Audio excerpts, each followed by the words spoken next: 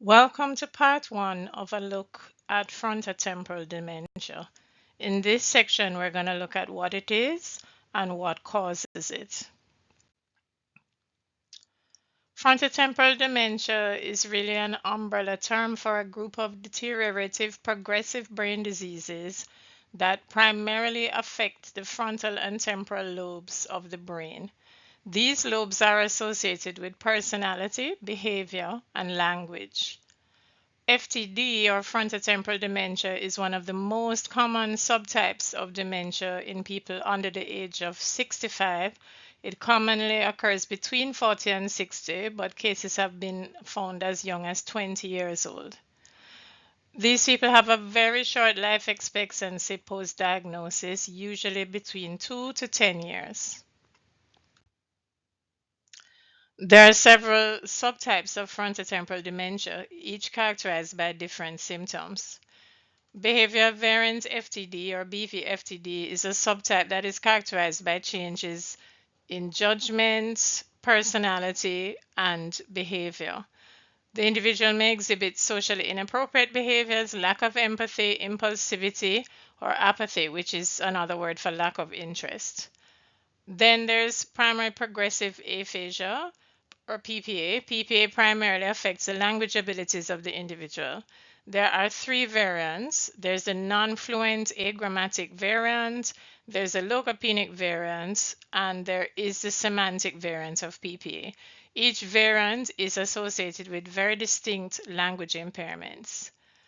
Semantic dementia is another subtype of FTD that is characterized by the progressive loss of the individual's ability to understand the meaning of words and objects.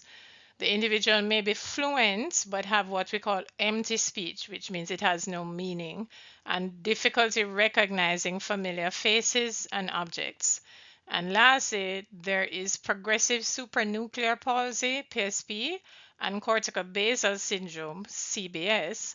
And these are rare subtypes of frontotemporal dementia that involve movement difficulties in addition to the cognitive and behavioral symptoms we've mentioned. The exact cause of frontotemporal dementia is not fully understood, but it is believed to involve a combination of genetic, environmental, and lifestyle factors. We know that in the brain, there's a formation of PIX bodies, which are abnormal protein structures made up of either the protein TDP43 in some cases or another protein, tau protein, which is also associated with Alzheimer's dementia. Both of these proteins preferentially affect the frontal and temporal lobes.